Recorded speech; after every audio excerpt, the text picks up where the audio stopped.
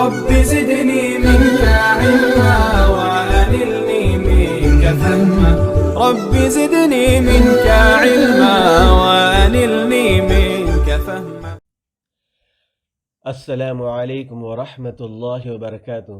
سلسلہ نمبر 5، خوابوں کے متعلق عام آداب. نمبر 1، جھوٹا خواب بیان نہ کرنا. نمبر 2، عالم یا خیر خواہ کے علاوہ کسی کے سامنے خواب بیان نہ کرنا. آپ صلی اللہ علیہ وسلم نے فرمایا، خواب کسی عالم یا خیر خواہ کے علاوہ دوسرے کے سامنے بیان نہ کرو. نمبر 3، خواب کی تعبیر میں جلدی نہ کرنا.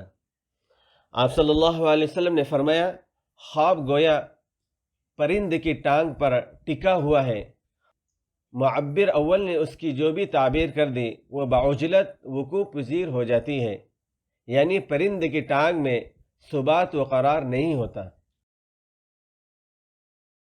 نمبر 4، تعبیر دینے والے کا تعبیر دینے سے پہلے یہ دعا پڑھنا، خیر تلقاہ وشر توقاہ وخیر لنا وشر لأعدائنا والحمد للہ رب العالمین. جس نے آپ صلی اللہ علیہ وسلم کو خواب میں دیکھا اس نے آپ صلی اللہ علیہ وسلم کو ہی دیکھا، یعنی آپ صلی اللہ علیہ وسلم نے فرمایا، جس نے مجھے خواب میں دیکھا اس نے واقعتاً مجھے ہی دیکھا. اچھے خواب کے متعلق آداب. نمبر 1، اچھے خواب پر اللہ سبحانہ و تعالی کی حمد و ثنا بیان کرنا. آپ صلی اللہ علیہ وسلم نے فرمایا، جب تم میں سے کوئی پسندیدہ خواب دیکھے تو اللہ کی طرف سے ہے، لہذا اس پر اللہ کی حمد بیان کرے. نمبر 2، خوش ہونا.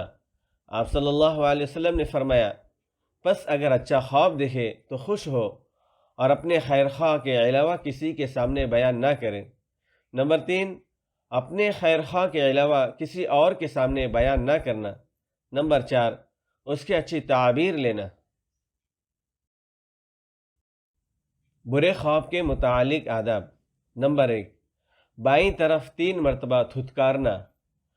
آپ صلی اللہ علیہ وسلم نے فرمایا، جب کوئی ایسا خواب دیکھے جسے وہ پسند نہیں کرتا تو اسے چاہیے کہ بائیں طرف 3 مرتبہ دھتکار دے اور 3 مرتبہ اعوذ باللہ من الشیطان الرجیم پڑھے اور کروٹ بدل لے. نمبر 2، 3 مرتبہ اعوذ باللہ من الشیطان الرجیم پڑھنا. نمبر 3، پہلو بدل دینا. نمبر 4، اللہ سے اس خواب کی اچھائی مانگنا اور اس کی برائی سے پناہ چاہنا.